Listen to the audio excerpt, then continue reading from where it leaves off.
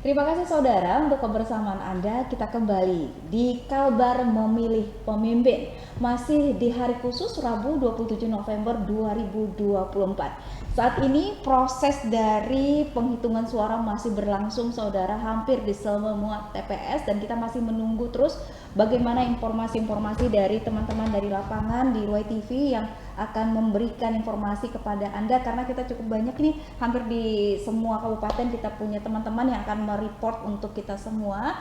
Dan juga kita masih ada narasumber untuk bisa berdiskusi bersama saya di studio untuk membahas apa atau juga meng-highlight yang menjadi perhatian bersama terkait dengan Pilkada 2024. Tapi kali ini kita mendatangkan seorang perempuan di sini. Terima kasih Kak Dian Lestari sudah hadir bersama kami di Ruai TV. Apa kabar? Baik, terima kasih juga untuk undangannya. Baik, undangan yang cukup mendadak. Iya. Baik, beliau ini untuk pemirsa Ruai TV juga pasti sudah sangat tidak asing, sudah sangat familiar. Beliau adalah seorang jurnalis senior, guru saya, begitu. Karena saya sering sebenarnya manggilnya kakak senior, tapi jangan dipelonco ya Kak. Dan beliau sekarang juga aktif di LBH Kalbar, Lembaga Bantuan Hukum Kalimantan Barat. Baik, LBH Kalbar, boleh dong kita ngobrol-ngobrol sedikit. LBH Kalbar ini kenapa dari jurnalis tertarik ke LBH Kalbar, terus sebelum nanti kita ngobrol soal pilkada. LBH Kalbar itu usianya baru sekitar 2 tahunan ya, September lalu.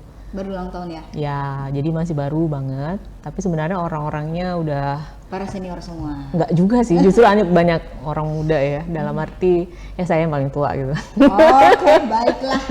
Sip, terus? Dan itu ceritanya ada beberapa kejadian atau beberapa hal lah gitu ya yang dijalani bersama gitu dengan komunitas muda. Ada juga ya misalnya kayak lembaga pers mahasiswa Universitas Tanjung Pura, kemudian ada beberapa juga komunitas gitu. Nah itu kita ngerasa bahwa waktu kita bareng-bareng komunitas itu ada tantangan nih, bahwa di dalam kita misalnya kita bersama-sama kalau dibilang kita merawat demokrasi ya kayak apa namanya, hal-hal yang dikerjakan itu arahnya ke sana gitu. Tapi dalam perjalanannya misalnya ada represi, kemudian ada diskriminasi yang kami temui. Misalnya ada aktivis yang diretas WA-nya pada tahun 2021 kalau nggak salah. Kan kita bikin aksi itu untuk aksi anti korupsi. Terus dia diretas WhatsApp-nya, dibuat seolah-olah dia itu ngirim WhatsApp ke grup tertentu gitu yang isinya rasis dan ada kata-kata kayak akan ngebom gitu, dan dia dicari-cari oleh aparat dan lain-lain gitu. Jadi ada upaya kriminalisasi di dalamnya, kriminalisasi terhadap aktivis. Kemudian kita juga pada tahun berapa tuh saya lupa, teman-teman Ahmadiyah yang di Sintang kan mengalami penyerangan ya, masjid yang mereka bangun itu dirusak, kemudian mereka mengalami represi gitu secara sistematis juga lewat aturan negara oleh aparat gitu. Nah itu tuh kita kayak cuma bisa nonton ya, bahkan para perusak itu, para penyerang itu nyaris untuk tidak diproses secara hukum gitu. Nah terus ada kekerasan seksual juga yang kami temui, ada kasusnya seperti itu. Akhirnya kita ngerasa bahwa kayaknya nggak cukup nih kalau cuma jadi kumpulan komunitas seperti itu. Kita perlu melembaga, karena ada kekosongan ketika itu kita perlu kekuatan bersama. Dari sisi pendampingan hukumnya, advokasi litigasinya itu kosong gitu, nggak ada yang jalanin. Makanya saya bersama Ivan Wagner, pernah juga kan Ruai TV, ya itu membuat LBH di dalam lingkaran YLBHI, Yayasan Lembaga Bantuan Hukum Indonesia. Kalau teman-teman tahu Munir misalnya, Munir kan LBH Surabaya dalam lingkaran YLBHI juga. Nah berjalanlah 2 tahun ini, PR yang terbesar adalah bareng-bareng menjadi teman belajar yang baik harusnya. Bukan kita sok tahu ya, orang berpikir wah kalau saya di LBH nanti akan dibantu semua kasus gitu, padahal ada banyak keterbatasan. Dan kemarin juga kita tahu LBH Kalbar juga fokus yang membantu buruh sawit ya. Iya, Nah, itu di PT Duta Palma. Nah kenapa ini saya tanyakan saudara, Baik, ini kenapa saya tanyakan, mungkin sambil Mbak Dian memperbaiki dulu audionya supaya pas begitu untuk disampaikan begitu ya. Nah, bisa disampaikan, diceritakan juga kepada publik begitu kondisinya, bagaimana saat ini dari sudut pandang secara keseluruhan dulu melihat Pilkada 2024 ini seperti apa. Sebelum nanti saya mau tanya ini media sosialnya menarik sekali ini di Instagramnya ini. Sampai ada gambar-gambarnya ini. Silahkan Kak Dian. Secara keseluruhan dulu, Pilkada 2024 seperti apa? Pilkada 2024 kami dari LBH itu mengumpulkan data sih sebenarnya tentang apa saja sih yang menjadi PR gitu ya di Kalimantan Barat ini. Kalau melihat Instagramnya LBH Kalbar, itu teman-teman bisa ngelihat bahwa ada beberapa isu tuh yang kita kaitkan dalam pelaksanaan Pilkada Kalbar. Yang pertama adalah politik identitas. Sampai hari ini Pilkada itu berjalan dengan menggunakan bahan bakar isu politik identitas. Kita tahu ada masih kenapa gitu, kenapa tapi kalau saya pikir kan itu yang paling gampang Kak, itu kan paling enak banget gitu kan, misalnya kamu dari mana gitu, nah pasti pilih ini kan, gitu kan. Karena kalau kita lihat di dalam pengumpulan data itu banyak sekali data yang menunjukkan bahwa ketika menjelang pilkada itu kok kenapa ya sering ada ketegangan antar etnis. Dilihat permasalahan lebih jauh lagi ke belakang, gejalanya menunjukkan bahwa residu konflik etnis di Kalimantan Barat itu kita tahu dari tahun 60-an sebenarnya udah banyak konflik ya, sampai yang besar itu yang kita masih angkatan saya masih ingat lah ya, 99 itu nggak selesai itu sampai sekarang. Dalam konteks emang nggak terjadi konflik kekerasan secara terbuka, tetapi ada banyak stigma, prasangka, stereotip yang itu justru menjadi bahan di kepala kita ketika kita memilih seorang pemimpin. Kita lihat dulu sukunya apa, agamanya apa. Kita lupa tuh bahwa siapapun yang akan menjadi pemimpin di Kalimantan Barat yang paling utama adalah dia punya kinerja yang baik, visi misi yang memang berpihak kepada rakyat. Ya, semua orang bilang kayak gitu ya, tapi nyatanya kayak gitu, politik identitasnya dipakai untuk mengumpulkan suara sebanyak-banyaknya, tapi kerjaannya nanti dulu gitu. Oke, nah kalau lihat kemarin dari calon 3 paslon di gubernur, kemudian 12 di kabupaten, 2 wali kota gitu. Apakah semuanya masih ada pakai itu Kak? Di area publik, kalau banyak yang mengamati kenapa ada beberapa hal yang muncul ya, simbol etnis, simbol agama. Kalau kita mau secara terbuka, itu kan kita bisa pelajari bahwa kenapa yang digunakan simbol-simbol itu di area publik. Kelihatan kan? Iya, misalnya dari aksesoris itu maksudnya? Lebih dalam lagi bahwa ada mobilisasi massa dari tertentu seperti itu. Tapi secara umum bahwa dari pemantauan kami menunjukkan bahwa orang Kalbar itu seringkali nanya dulu tuh, siapa sih calon pemimpinnya? Dari suku apa, dari agama apa? Itu dulu yang ditanya gitu ya? Bukan soal kinerjanya, kemudian imajinasi dia untuk membuat keadaan yang sekarang seperti ini menjadi lebih baik bagaimana gitu. Ini saudara, saya lagi melihat media sosial dari LBH Kalbar ini menarik sekali. Memilih atau dipilih itu hak konstitusional, tapi jujur Kalbar ini ternyata lebih damai tanpa pilkada. Kenapa? Bisa di scroll lagi. Saya scroll, ini banyak sekali Kalbar itu mini etnis Indonesia dan segala macam. Kemudian dia ada ini ya, berepisode gitu ya? Iya, kita ada 4 episode dari serial menuju pilkada. Jadi soal pertama kita tampilkan bahwa sebenarnya mau kita bilang bahwa pilkada itu bisa kita jalankan atau kita jadikan sarana untuk memimpin di masa depan yang lebih baik, itu seperti apa sih itu. Nah di situ ada grafis yang menunjukkan bahwa data-data yang tadi saya bilang ternyata menjelang pilkada kenapa ada otomatis ada ketegangan-ketegangan. Nah, ketegangan inilah yang kita mesti cari tahu tuh. Kenapa ya orang beda etnis tuh bisa jadi tegang gitu ya.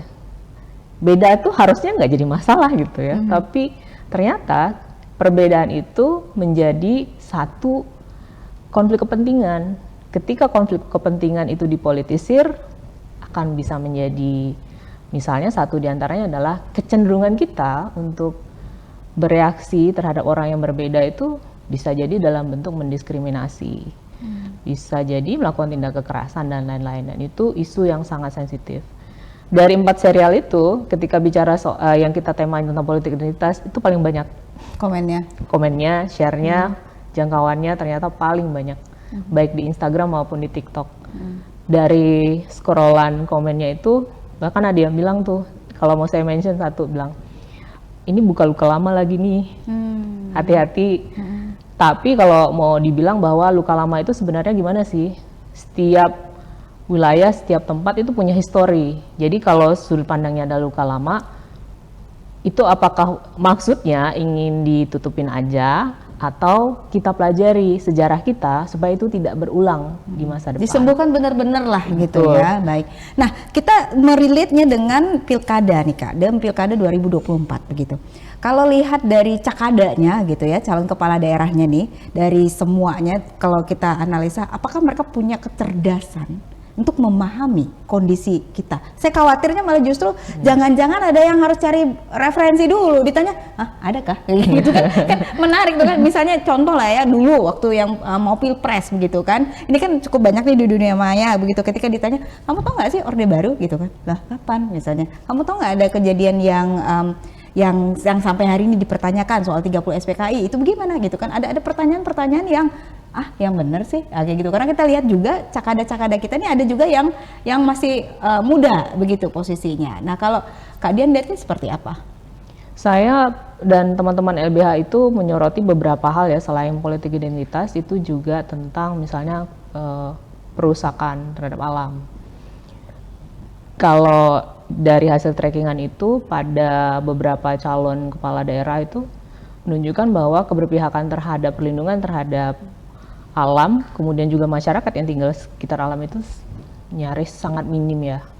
Lebih banyak soal investasi dan lain-lain. Jadi kalau kita bicara tentang histori itu tadi, kita paham nggak sih tentang siapa kita, kemudian di mana tempat kita tinggal, lalu dengan siapa kita dan bagaimana alam tempat kita tinggal, mestinya pemimpin itu berpihak kepada perlindungan terhadap alam yang akan berdampak kepada manusia. Manusianya juga diatur tuh perilakunya jangan ngerusak alam gitu. Rasa-rasanya hari ini pemimpin itu lebih banyak ngedepanin PR soal investasi. Soal eksplorasi itu akan berdampak jangka pendek dan jangka panjang tuh kurang dipikirkan, bahkan jauh dari pemikiran bahwa dampaknya seperti itu. Kalau saya selain tentang politik identitas, kita belajar tentang siapa kita, alam tempat kita tinggal, dan yang kita nih sebenarnya mau ke arah mana? Apa benar kita akan menuju perbaikan atau apa yang kita tahu itu sangat minim sehingga di masa depan ini akan terus berulang nih, perusakan lingkungan, politik identitas, dan satu lagi tema yang kita angkat adalah tentang politik isi tas. Oke, apa sih politik isi tas gitu? Tapi yang menarik adalah ketika kalian memutuskan untuk mengambil gambar begitu dari semua paslon ini, terutama yang disorotnya adalah paslon gubernur gitu ya, dengan seperti ada infrared mereka begitu, tapi kok sama gitu posisinya? Apa alasannya Kak? Seperti itu. Dan pertanyaannya, apakah sudah direspon dari paslon-paslon itu? Saya nggak tahu ya di respon atau apa. Dan saya bukan orang kampanye yang mengerjakannya, tapi spiritnya adalah bahwa simbol bahwa tiap calon itu mestinya dia punya pandangan yang jauh ke depan gitu. Tapi dengan kekuatan yang ya super power untuk melihat itu, karena dia punya kuasa yang besar ya.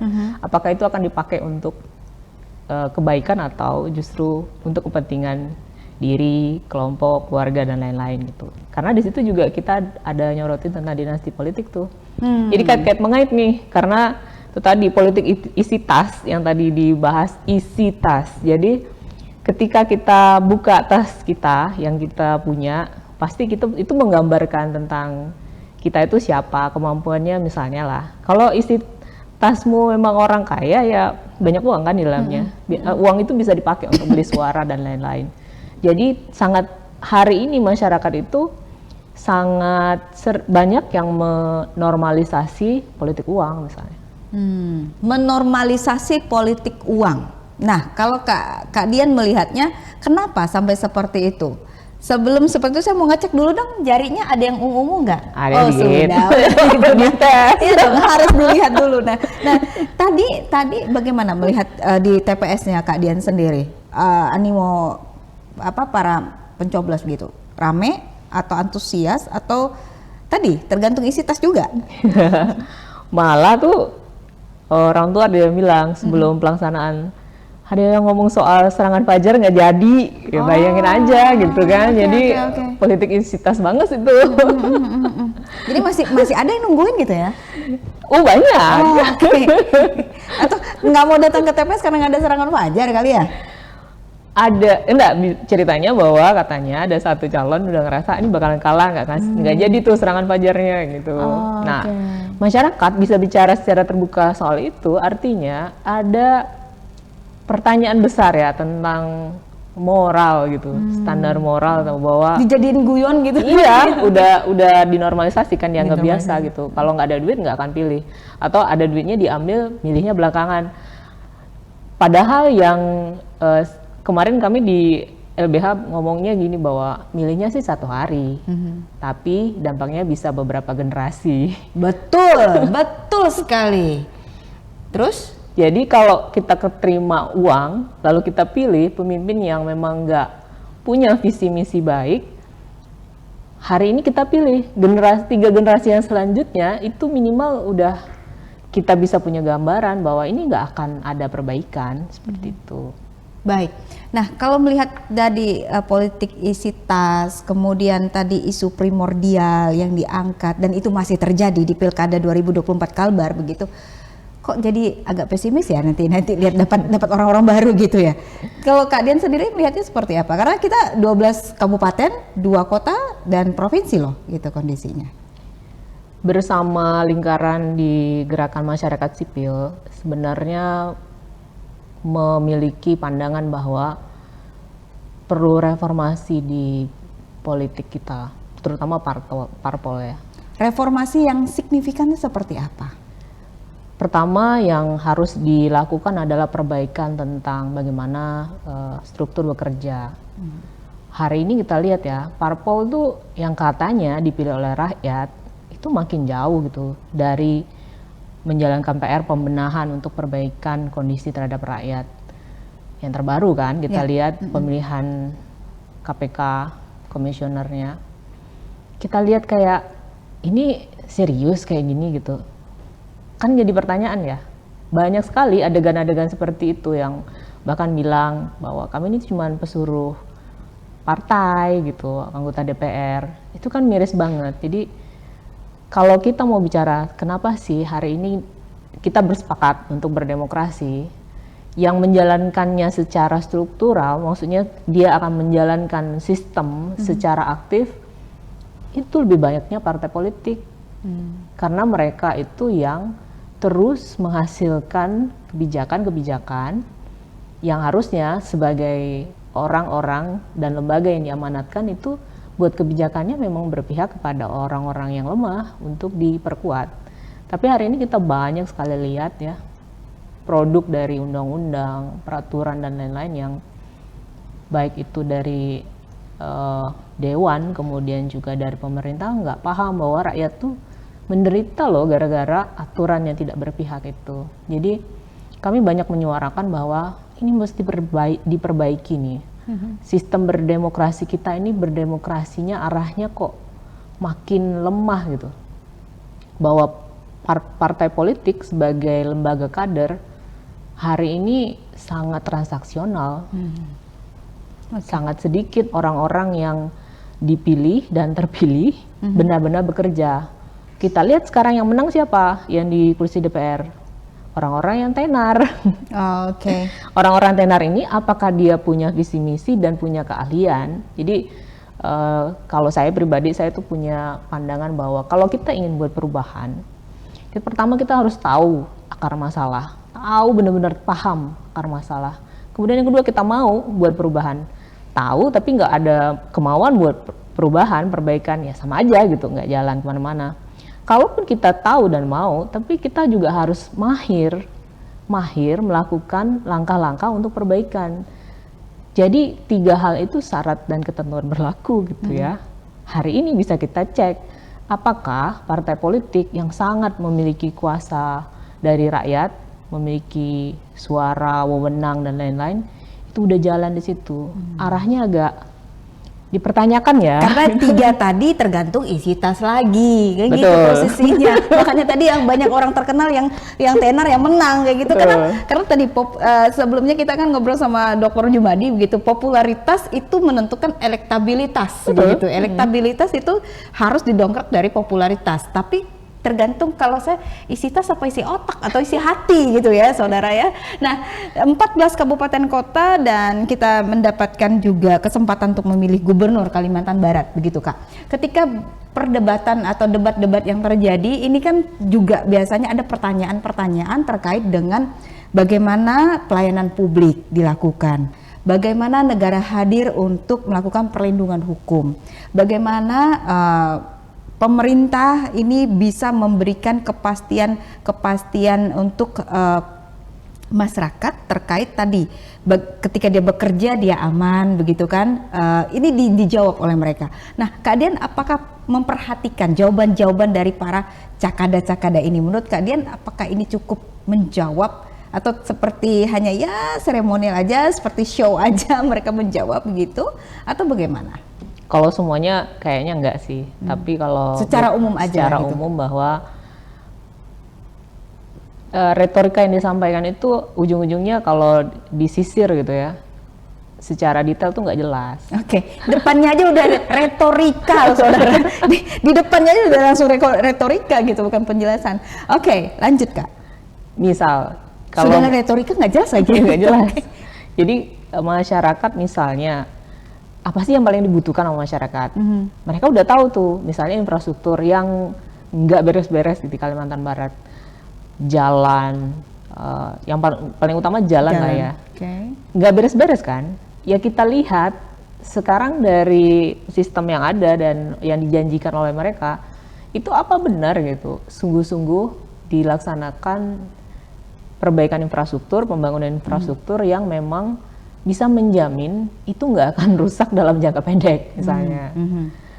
Sudah memperhitungkan banyak hal dari segi kualitas. Nah nggak usah jauh-jauh deh, proyek jalan depan rumah gitu aja lah, kita lihat seberapa sih kualitasnya.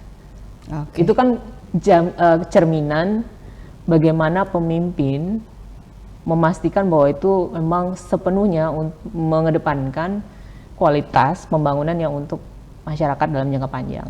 Tapi hari ini kita lihat kualitas jalan dan lain-lain, kayaknya proyeknya perbaikan terus ya. Ya, perbaikan terus, supaya ada penghasilan terus. Baik, ini ada yang menarik juga nih saudara dan juga Kak Dian. Ini dari liputan teman-teman ini. Salah satu kandidat paslon ini Muda Mahendrawan, ini informasinya yang kita dapat dihimpun. Ini calon gubernur Kalimantan Barat nomor 3, Muda Mahendrawan mengalami kekalahan di tempat pemungutan suara tempat beliau mencoblos hari ini, begitu posisinya.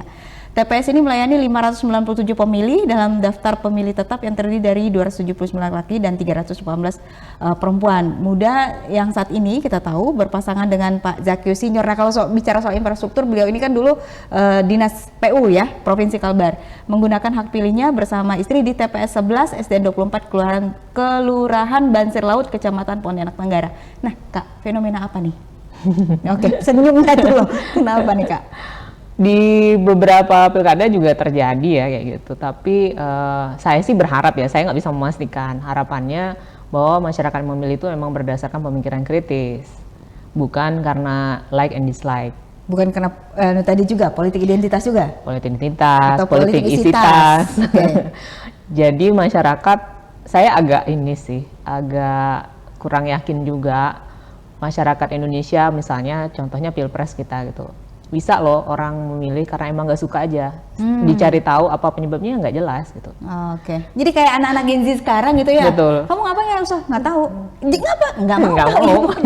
Oke. Bisa gitu juga ya kak ya? Bisa, dan terbukti bahwa di Pilpres misalnya banyak orang memilih itu berdasarkan emosional.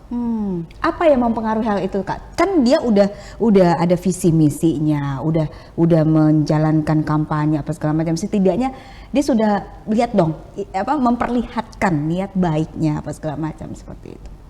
Latar belakangnya menurut saya adalah akar permasalahannya kita tuh nggak terbiasa, belum terampil untuk berpikir kritis. Oke, poinnya itu lagi. Kalau kita bisa berpikir kritis, kita tahu persis apa yang dijanjikan dia tuh masuk akal nggak.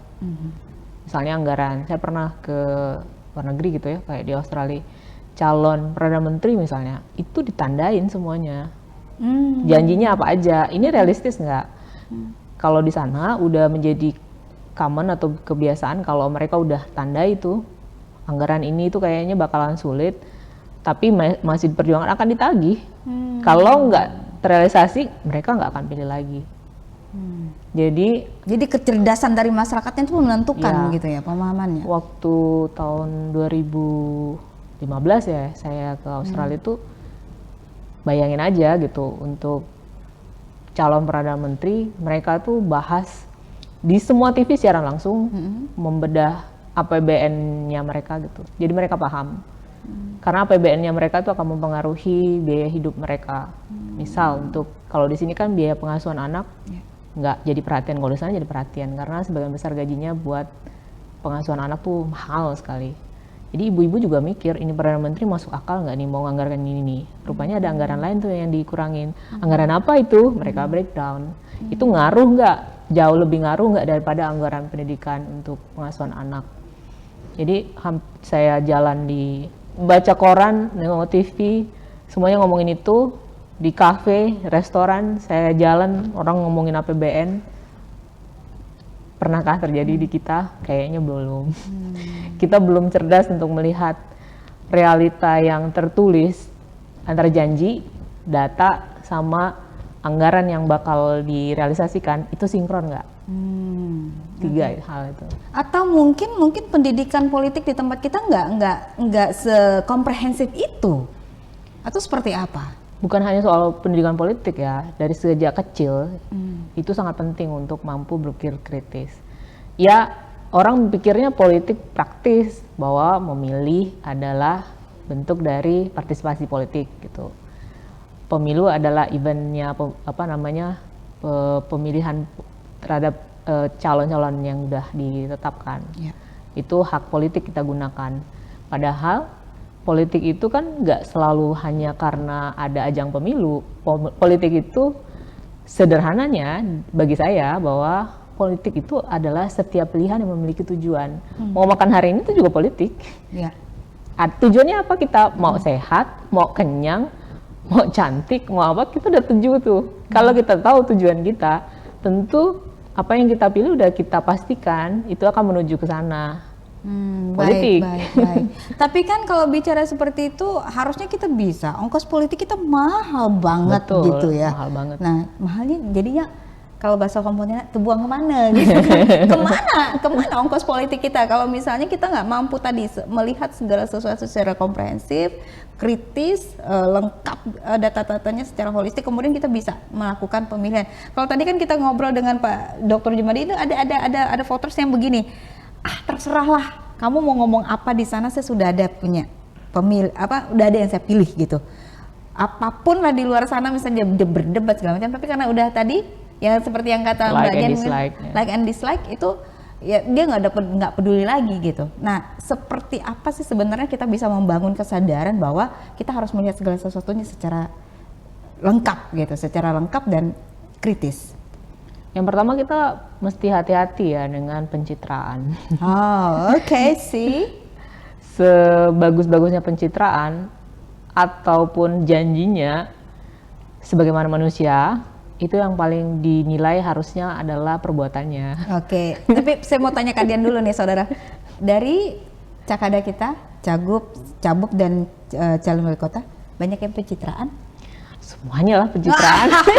Semuanya pencitraan. Siapa tahu ada yang kalem-kalem aja gitu kan. Karena panggung politik itu orang menjadi cantik, cakep kelihatannya dibuat kan agar orang tertarik. Percaya nggak percaya, physically juga pengaruh. Percaya nggak percaya soal bagaimana dia bercerita, menjanjikan apa saja itu pengaruh, menghipnotis para calon pemilih. Tapi berapa persen sih dari kita yang udah nge-tracking apa yang dia kerjain gitu, dan emang ngefek nggak gitu, atau ini meleset sebenarnya dari yang dibutuhkan. Itu kita jarang banget paham tentang bagaimana sih men-trackingnya. Aduh, jadi saya pengen ngopi deh kalau kayak gitu. Silakan Kak Dian, boleh sambil boleh minum. Terima kasih. Karena bicara soal pilkada 2024 kemudian dengan isi tas, kemudian politik identitas, kemudian soal kritis tadi gitu kan, akhirnya membuat saya berpikir begini, oh kayaknya rasanya sia-sia aja ya ada pilkada yang udah sekian banyak kita lakukan begitu Kak. Karena nanti pemimpin yang kita hasilkan ya gitu-gitu aja gitu posisinya. Makanya kita perlu melakukan perbaikan. Anggaran yang besar itu sebenarnya kemana sih dampaknya? Kita mesti pelajari gitu, akar permasalahannya tuh ternyata masyarakat itu belum paham. Politik tuh apa sih sebenarnya gitu. Dan masyarakat tuh sebenarnya pinter ya, punya pengalaman yang beragam dengan lingkungannya masing-masing. Hanya mungkin saja pola pendidikan yang dibuat itu tidak membuat kita memang paham apa yang kita lakukan, kita pilih akan menentukan banyak sekali hal gitu, nggak kebayang. Di Kalimantan, di LBH Kalbar kita men-tracking tuh media selama 1 tahun, lihat data-data pelanggaran HAM dari media, ada media massa dan media sosial. Ada tuh satu kabupaten yang ternyata dia tuh pelanggaran HAM-nya tuh gede banget, tapi yang diurusin ya pelanggaran HAM yang terbesar apa yang mereka buat tentang infrastruktur. Oh, oke. Justru infrastruktur. Ya. Apakah ini tersampaikan dengan cakadanya kemarin? Disampaikan nggak? Mereka tahu nggak kondisinya? Tahu, tapi ya banyak hal juga yang beralasan bahwa kan pada dasarnya yang namanya infrastruktur juga ada bagiannya pemerintah pusat dan lain-lain. Tapi yang kami garis bawahi adalah kabupaten ini memiliki permasalahan yang utama adalah pelanggaran HAM di infrastruktur. Justru yang lebih banyak diurusin itu malah urusan soal agama. Baik. Jadi beda masalah, tidak paham masalah, yang dikerjain yang lain gitu. Baik. Aduh, begitu ya rupanya catatan di pilkada kita. Baik, nah pilkada kita juga ini Kak Dian sekali ini kandidat perempuannya juga cukup banyak ya. Saya hitung misalnya dari Kayong Utara calon bupati, kemudian di Sanggau wakil bupati, di Singkawang wali kota begitu, di Landak wakil bupati maksud saya begitu. Nah, kalau Kak Dian melihat ini apakah sudah cukup representatif atau juga masih harusnya lebih banyak lagi dari sini? Lihat dari jumlah dulu ya, belum dari kapasitas kualitas. Kalau kita dipelajari ya di bidang kenapa sih misalnya ada aturan 30% dan segala macam tuh, pemaknaannya hari ini tuh makin banyak bergeser kepada tentang angka. Maaf tadi saya koreksi, bukan Kayong Utara, Kuburaya maksud saya. Kuburaya. 30% untuk perempuan di legislatif, kemudian ayo pilih calon-calon perempuan gitu kan, karena dia akan memikirkan, tidak ada yang salah gitu memikirkan nasib perempuan-perempuan yang masih jauh dari kata mampu untuk di bidang kesehatan, pendidikan dan lain-lain. Cuma di dalam perpolitikan seringkali lain janji, lain lagi realita gitu. Kita mesti tracking, sekali lagi kembali ke tracking bahwa calon-calon kepala daerah yang perempuan ini sebenarnya dia punya daya upaya nggak sih untuk merealisasikan katakanlah janjinya tentang perbaikan kualitas hidup perempuan. Karena mungkin dia tersandera kepentingan partai politik, kepentingan yang lain-lain lagi untuk dinasti politik dan lain-lain. Akhirnya rata-rata calon pemimpin di Indonesia yang perempuan itu banyak yang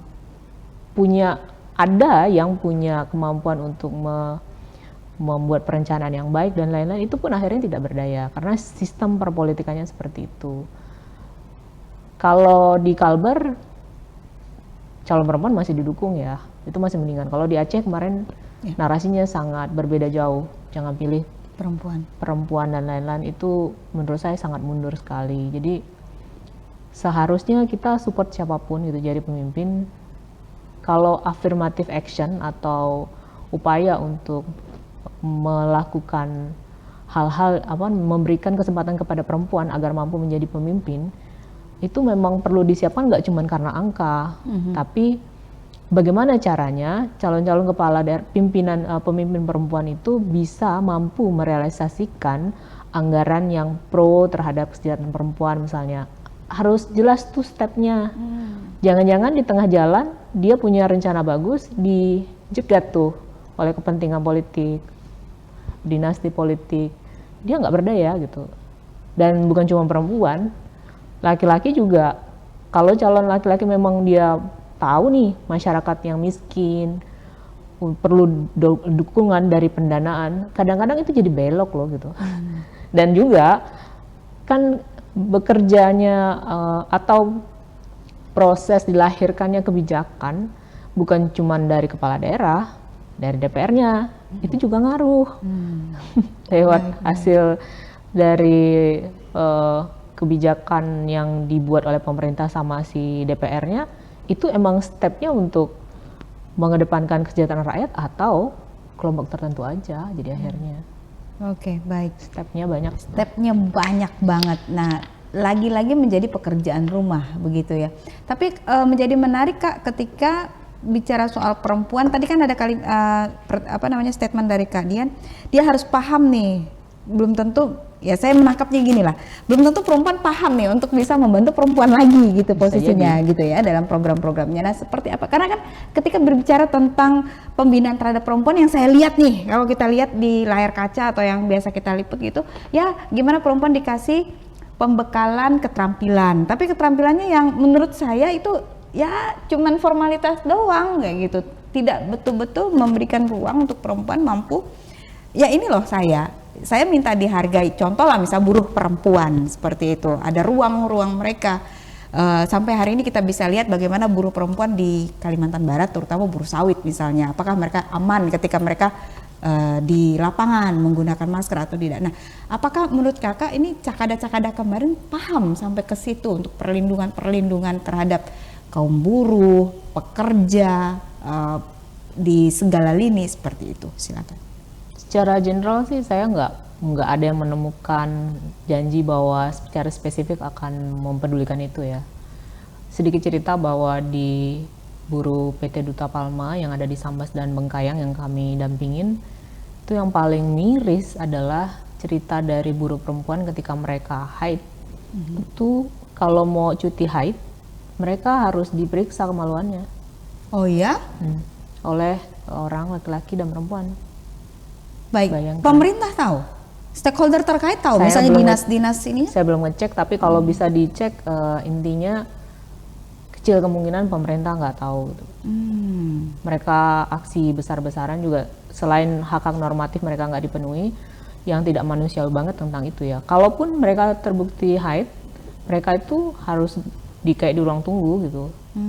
Tunggu sampai selesai jam kerja, nggak dikasih makan, nggak dikasih minum. Bengkayang dan Sambas. Kondisinya rumit ya permasalahannya, tapi kalau mau di-capture permasalahan buruh perempuan tuh sangat-sangat luar biasa. Itu tadi cuti haid yang sulit banget dan pemeriksaannya tidak manusiawi. Kemudian ada kisah buruh-buruh perempuan yang jadi kayak rusak gitu, kekeluargaan cerai sama suami karena selalu dikelompokkan kerja dengan laki-laki yang bukan suaminya, terjadi ke konflik di dalamnya. Itu tadi ada juga yang buruh perempuan yang harus nyemprot pestisida gitu dan segala macam, itu sangat bahaya ya bahan kimianya, banyak sekali permasalahan itu. Belum lagi permasalahan air bersih yang tidak mencukupi listrik dan lain-lain. Jadi banyak permasalahan yang itu detail kalau mau di breakdown nggak manusiawi banget. tapi belum ada sih kayaknya calon yang benar-benar paham permasalahan itu. Baik, nah seharusnya di mana pemerintah hadir di kondisi seperti itu? Kepala daerah harusnya bagaimana? Kan biasanya retorikanya yang keluar, oh ya itu nanti kita dinas yang terkait bla bla bla segala macam. Nah harusnya kita ingin ada Cakada atau kepala daerah nanti yang progresif begitu posisinya. Nah harusnya posisinya itu seperti apa? Semoga saja nih calon-calonnya nih nonton kita karena sambil nunggu suaranya, terus ini Bengkayang Dewan Kota Kosong Kak, kemudian di Sambas juga ini kan bertanding juga nih, gitu kondisinya. Silakan Kak. Dalam pengalaman kita bersama teman-teman buruh, pemerintah tuh berusaha dari Dinas Tenaga Kerjanya untuk menjadi mediator ya. Tapi kalau di posisi sebagai mediator itu, pemerintah itu sangat-sangat terikat juga dengan kondisi bahwa kita nggak bisa nih terlalu menekan investor, jangan terlalu galak sama investor, ini nggak ada. Tapi masalahnya adalah kalau perusahaan itu melanggar segala aturan, lalu tidak bisa disanksi, tidak bisa diberikan hak-haknya yang kepada para buruh, mau pakai aturan yang mana gitu, pemerintah juga bingung kadang-kadang. Karena gini, sepengetahuan saya misalnya undang-undang Ciptaker yang dibuat, walaupun sekarang sudah dianulir, tapi pada kenyataannya pemerintah juga takut kalau investor cabut, pengangguran banyak banget, nggak ada yang bisa menyerap pasar tenaga kerja. Jadi negara ini belum mampu menjamin bahwa orang itu bekerja tapi dipenuhi hak-hak kemanusiaannya gitu. Karena standar buruh misalnya ya, standar layak buruh tuh udah tahu, tapi investor selalu mikir bahwa kalau itu dipenuhi semua rugilah kami gitu. Jadi pemerintahnya ambigu karena banyak hal yang menjadi penjara buat pemerintah berbuat. Oke, nah ini calon-calon kepala daerah yang akan nanti jadi kepala daerah baru, apa yang ingin dipesankan oleh Kak Dian? Kalau saya jadi geram banget gitu kan, misalnya ya berpikir semoga aja mereka menyaksikan acara kita, jadi mikirnya setidaknya ini jadi, oh nanti kalau ketika amanah itu saya dapat gitu kan, setidaknya bisa meminimalisir lah, kalaupun nggak bisa menghilangkan gitu. Dengan masalah yang rumit, sangat kait-mengait ya antara penguasa, pengusaha dan segala macam. Saya berharap sih penguasa punya nurani lebih baik dalam kondisi yang walaupun sulit gitu, tapi setidaknya berpikir ulang bahwa apa yang dibuat dia akan sangat berdampak kepada masyarakat yang di garis bawah kemiskinan ya kalau kita bicara. Jadi pikirkan bahwa apapun yang dibuat itu udah melalui proses yang jelas bahwa ini sebenarnya arahnya jelas nggak untuk orang miskin, orang nggak mampu, buta hukum dan lemah gitu. Itu yang paling dasar ya, bahwa setiap manusia tuh perlu dimanusiakan gitu. Jadi bahwa ada banyak kepentingan yang juga harus dipikirkan oleh kepala daerah, tapi Mbok ya punya nurani gitu agar kondisi yang udah berat ini nggak semakin buruk. Kalau saya bilang tiba-tiba satu kepala daerah bisa menyelesaikan semua masalah, enggak juga. Tapi minimal peran dia sebagai kepala daerah itu dia sebagai orang maupun satu tim bekerja atas sama pemerintah, dan juga dia kan punya kemampuan untuk lobby-lobby dengan DPR, itu janganlah memperburuk keadaan lewat aturan-aturan yang semakin memberatkan masyarakat. Masyarakat itu bisa bertahan, mereka punya keterampilan bertahan hidup, tapi masa begitu-begitu aja, nggak ada peningkatan gitu. Jadi padahal sumber daya alam kita tuh banyak, perlu dimanajemen dengan baik, perlulah dibuat aturan yang memang hasil dari sumber daya alam itu maksimal untuk masyarakat. Kalbar tuh sangat kaya gitu, banyak banget kekayaan alamnya, tapi di sejarah dunia menunjukkan bahwa nggak ada negara yang kaya sumber daya alam itu benar-benar bisa makmur tanpa manajemen yang baik. Oke, baik. Kalbar sangat kaya, tapi tidak ada yang kalau tidak di manajemen dengan baik akan menjadi baik, menjadi kaya. Kaya sih Kak, beberapa orang aja. Gitu. Baik, nah ketika kita Kalbar memilih pemimpin saat ini begitu. Sekali lagi, kalau kita lihat saya agak khawatir gitu karena kondisi kalau kita lihat dari ujung sampai ujung kita nih masih sering sekali di-shock-kan, kayak misalnya ada kasus buruh begitu posisinya. Kalau udah seperti itu hilang nih pemerintahnya. Kita mau cari kepala daerahnya untuk minta respon itu kadang susah sekali begitu. Nah, kepala daerah yang responsif yang seperti apa sih yang diharapkan oleh masyarakat sebenarnya saat ini, Kak? Dari suara-suara masyarakat yang saya dengar gitu, bahwa mereka tuh berharap memang mereka diperhatikan ya suaranya. Suara mereka memang kecil, tapi mereka yang ada di lapangan merasakan dampaknya langsung. Pengusaha tuh lebih dekat, bisa akses ke pemerintah, ke penguasa. Jadi mereka yang lebih didengarkan gitu. Tapi sering-sering lah, mereka berharap kepala daerah tuh sering-sering lah main gitu ke daerah yang sesulit itu. Saya membayangkan bahwa kepala daerah ini sering-sering tinggal di tempat yang susah gitu, nggak cuman di daerah-daerah yang emang udah disiapin, dirapiin. Membolang lah dia, harusnya membolang ya. Oke. Jadi kalau misalnya di daerah sampai Suti Semarang misalnya, cari yang tempat nggak ada sinyal gitu, biar tahu gitu kondisinya. Di desa pisang ya, desa pisang. betul. Nah, kalau melihat kondisinya lagi ini kan kita letak geografis kita kan sangat luas ya, Kak ya, luar biasa luas gitu. Kemudian tapi catatannya lagi luar biasa luas, tapi investasi juga lumayan banyak di tempat kita begitu posisinya. Nah, harusnya kan kalau kita pikir satu daerah yang investasinya banyak, income-nya juga banyak kayak gitu. Tapi kok enggak gitu posisinya kan? Tapi kok enggak gitu kan? Infrastrukturnya masih nyendat-nyendat ya gitu posisinya. Kalau menurut Kak Dian sendiri, sinergitas yang seperti apa sih yang harus dibangun? Karena kan kalau saya lihat sangat sedikit sekali kepala daerah yang mau berinteraksi dengan CSO, dengan lembaga bantuan hukum, membuka ruang untuk berdiskusi dengan orang-orang yang bekerja di akar rumput seperti itu, atau dengan masyarakat itu sendiri seperti itu. Gimana, Kak? Ya benar gitu, kalau masyarakat harapin mereka membolang ke sana. CSO seperti LBH juga itu berharap suara-suara di masyarakat yang disampaikan kepada LBH maupun CSO itu benar-benar didengarkan. Nah, mendengar itu kan beda ya dengan menyimak. Ya. Kalau dia menyimak, dia paham apa permasalahannya, kemudian direalisasikan untuk perbaikan, dia tahu step-stepnya udah menyusun gitu. Seringkali nggak kita lihat gitu step-stepnya. Sebenarnya dia dengar doang gitu. Oke, saya tampung. Oke. Terus? Itu cuma dengar doang, nggak disimak gitu, nggak diupayakan. Karena alasan mereka misalnya bicara soal konsesi, Kalbar ini kalau lihat petanya sampai di laut sana tuh dekat Natuna itu udah konsesi semua. Di luar pulau kita juga ada konsesi. Kalau di peta kita tuh tempat tinggal masyarakat Kalbar tuh yang tanpa ada konsesinya tuh dikit banget sebenarnya, udah kejepit kemana-mana. Tapi hasilnya kemana? Bagi hasilnya misalnya berapa persen ke pemerintah pusat, berapa persen ke pemerintah daerah. Sudah dari pemerintah daerah, sebenarnya yang ke masyarakat menetesnya dalam bentuk apa? Real nggak untuk itu? Nah, itu yang sistem yang dibuat mestinya berkeadilan. Bagaimana membuat sistem berkeadilan? Satu, pertama rakyatnya mesti kritis.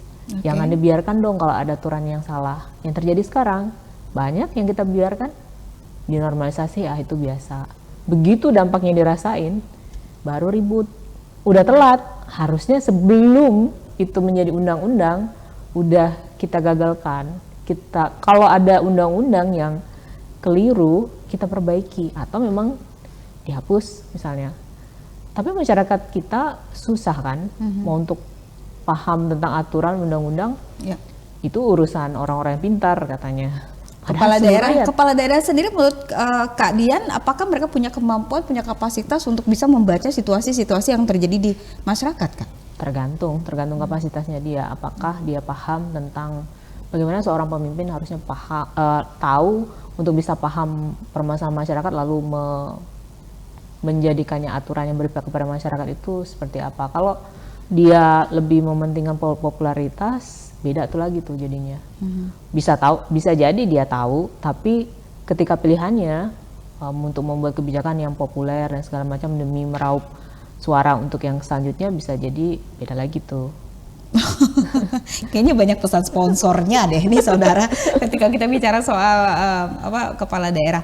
Baik, Kak Dian, ketika kita bicara soal kepala daerah tadi sudah sangat banyak ya highlightnya gitu, catatan-catatannya, mulai dari yang ya mereka harus bukan melek hukum sih ya, tapi peduli ya gitu, peduli segala macam. Apakah harus seperti Mas Wapres gitu, ada call center seperti itu? Tapi itu kan cuma mendengarkan doang gitu. Yang realnya seperti apa sih Kak sebenarnya yang diinginkan oleh masyarakat seperti itu?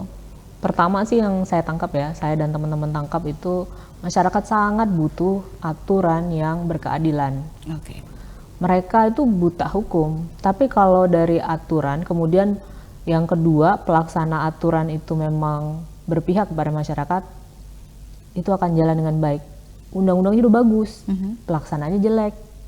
Kemudian sistem yang dibuat untuk memperbaiki nggak ada, pengawasannya nggak ada. 3 hal ini menjadi ya lingkaran setan kemiskinan yang tak putus-putus itu nyatanya di masyarakat. Jadi masyarakat tuh dia nggak punya kemampuan untuk mengkritisi undang-undang, aturan yang keliru, tidak berpihak kepada mereka. Mereka serahkanlah, percayakan kepada kepala daerah. Kepala daerahnya nggak melakukan, tidak ada perbaikan sistem, ya gitu-gitu aja gitu. Jadi dia menjadi satu kesatuan bahwa kemampuan masyarakat tuh banyak yang sangat terbatas. Tadi yang katanya buta hukum ya, kemampuan masyarakat untuk melihat adakah hak-hak mereka yang dilanggar di dalamnya, itu aja nggak sadar gitu. Malah makanya terjadi pembiaran. Jadi setiap kepala daerah, setiap anggota DPR, itulah fungsinya mereka gitu. Mereka yang mempunyai kuasa untuk membuat itu. Minimal buatlah aturan yang tidak makin memperburuk, kalau saya bilang. Oke, buatlah aturan yang tidak memperburuk. Nah, yang kita rasakan juga kan Kak, ada pembelaan begini. Ketika kita lakukanlah pertanyaan, kritikan, oh enggak, saya hanya menjalankan regulasi, hanya menjalankan aturan, hanya menjalankan undang-undang yang sudah ditetapkan dari pusat, seperti itu. Tidak ada daya bukan daya lawan ya, daya konfrontasi yang cantik gitu, yang elegan untuk bisa. Padahal kan sebenarnya pasti ada ruang ya Kak, ada ruang menyatakan, oh daerah kami tidak setuju, daerah kami tidak bisa, daerah kami tidak mampu. Apakah memungkinkan untuk bisa ada apalah ya namanya ya, kasih pembekalan, tapi kalau dibekalin kayaknya nggak mungkin dah ya kepala daerah. Tapi setidaknya gini loh, kita kasih tahu bahwa sebenarnya bisa gitu. Karena kan cukup banyak juga kasus-kasus di kita karena ada usulan dari daerah misalnya, ini di sana akhirnya dibahas begitu, akhirnya adalah keluar kebijakan-kebijakan. Nah, kalau Kak Dian sendiri memberi catatan untuk yang seperti itu bagaimana? Kalau bicara tentang misalnya pertambangan, Ya. lagi-lagi kan mereka bilang izinnya dari pemerintah pusat. Betul. Tapi permasalahan sumber daya alam kita bukan pertambangan aja loh. Banyak bisa dibuat aturan-aturan lokal. Nah, itu yang kadang narasinya membuat seolah-olah yang memang mereka secara aturan tidak berdaya. Tapi bagian yang berdaya sekalipun, apa yang dibuat gitu.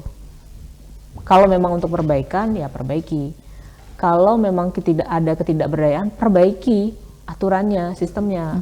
Ya, dan untuk memperbaiki itu, ya kita kesepakatan bersama gitu. Masyarakat bisa bergerak, kepala daerah itu banyak wewenangnya, bukan cuma satu pertambangan gitu, banyak. Jadi saya nggak percaya bahwa dari sekian banyak kekuasaan yang dipunyai kepala daerah, semuanya dia nggak berdaya gitu. Saya nggak percaya. Yang bisa dilakukan untuk pemberdayaan masyarakat, untuk perbaikan kondisi masyarakat, lakukanlah dengan sepenuhnya. Bahwa misalnya pada kenyataannya ada aturan-aturan yang memperlemah, bagaimana memperkuatnya supaya lebih mampu menjawab kebutuhan masyarakat. Jadi kita mesti mikir sih, ya saya nggak mampu karena kebijakan sana, yang lainnya bagaimana gitu lanjutannya. Jadi kita mesti mikir lanjutan gitu sih. Ya. Karena kan kalau kita lihat tidak sedikit hal-hal besar ada di Kalbar. Contoh kita di Mempawah misalnya, ada pelabuhan di sana yang bahkan sudah diresmikan oleh Presiden ke-7 kita waktu itu, yang digadang-gadangi bisa mampu menggeliatkan perekonomian dengan pelabuhan internasional yang ada di sana. Kemudian beberapa daerah kita juga punya untuk infrastruktur udara misalnya ya, untuk pesawatnya apa segala macam. Singkawang sudah ada lapangan terbang apa segala macam. Tapi kok kayaknya kesannya kita masih jalan di tempat aja ketika mau bersaing dengan provinsi lain. Kalimantan Barat ya jarang deh lihatnya yang di 5 besar atau seperti itu gitu Kak. Secara umum permasalahan manajemen sumber daya alam di Indonesia adalah lebih banyak mengeksplorasi, kemudian dalam distribusinya belum sampai ke industri hilirnya. Oke. Kalau barang-barang misalnya CPO lah, kan nanti diolah di tempat lain tuh, di negara lain, padahal produksinya di kita. Ketika minyak goreng langka, itu kan di depan mata sama teman-teman buruh. Betul. Tiap hari mereka mau produksi kelapa sawit, tapi karena nggak mampu mengolahnya, ya mereka tetap jadi dalam lingkaran kemiskinan gitu. Jadi bahwa negara ini tahu yang bisa dilakukan untuk memberdayakan negara ini, tapi nggak juga dilakukan tahapannya. Nikel juga kayak gitu kan. Industri sekarang memang kalau di Kalbar ada smelter, tapi produk akhir misalnya tambang itu tetap aja bukan di sini, dan nanti akan kembali dalam produk yang dibeli lagi oleh masyarakat dengan harga mahal. Nikel misalnya, yang katanya tuh kita punya bahan nikel besar gitu jumlahnya, dilakukan pertambangan. Apa yang terjadi? Ternyata kalau nggak salah dari 10 tahapan untuk menjadikan nikel itu baterai untuk kendaraan, di Indonesia itu cuma bisa 3 tahap. Ya di negara dari 10 maju kita cuma 3 tapi yang diambil dari kita. Oke, lanjut Kak. dan alamnya udah rusak. Ya. Tambangnya mengakibatkan kerusakan sumber air bersih yang masif. Lihat Alam rusak, video-video. tatanan kehidupan sosial Rusak. juga rusak, segala macamnya rusak. Tapi saya nggak lihat itu di visi misi dari Cakada yang kemarin kayak gitu. Ongkos sosialnya nggak, itu kan nggak diperhitungkan ya. Ya. Kenapa? Nggak seksi gitu? Nggak seksi untuk disampaikan di visi misi. Karena yang mungkin menjadi tawaran adalah ketika satu calon bisa menjanjikan investor untuk mudah berusaha di satu tempat, ya itu akan menjadi keuntungan atau janji politik yang udah bisa pasti langsung direalisasikan gitu. Kalau saya sih nilainya seperti itu. Sementara untuk melakukan upaya pencegahan terhadap kerusakan lingkungan, memperbaiki tatanan yang seharusnya berkeadilan, itu kerja panjang, dan sebenarnya calon kepala daerah nggak bisa sendiri. Itu dia pasti nggak bisa sendiri, dan nggak bisa sendiri harusnya dia bagaimana? Harusnya berperan sebagai kepala daerah. Orang ataupun tim yang bekerja itu memang udah tahu permasalahan ini A, kemudian jalan keluarnya bagaimana tahapan untuk menuju perbaikan itu disiapkan.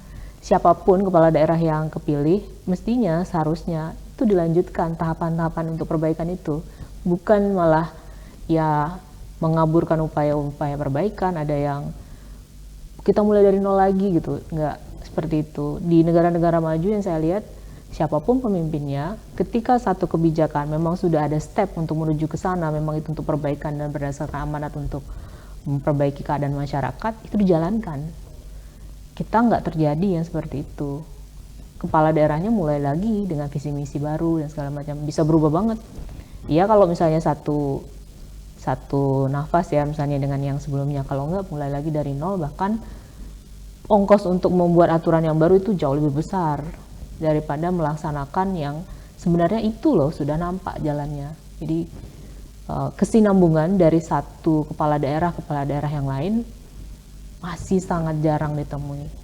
Oke, apalagi yang ini nanti kita lihat kondisinya seperti apa. Incumbent sekalipun berubahnya kondisi investor, berubahnya kebijakan aturan dari pusat, itu bisa belok juga sih. Oke. Incumbent sekalipun bisa belok gitu kondisinya. Dari visi misi yang udah ditetapkan di awal gitu. Oke. Tadi lagi ongkos politik, dia harus bayar lagi gitu dong ya. Dari ongkos politik yang udah dikeluarin harus bayar dulu gitu ya. Oke. Baik, Kak Dian, kita nggak terasa nih udah sampai ke penghujung nih untuk di Kalbar memilih pemimpin gitu. Banyak sekali yang sudah dieksplor oleh Kak Dian hari ini dengan kita.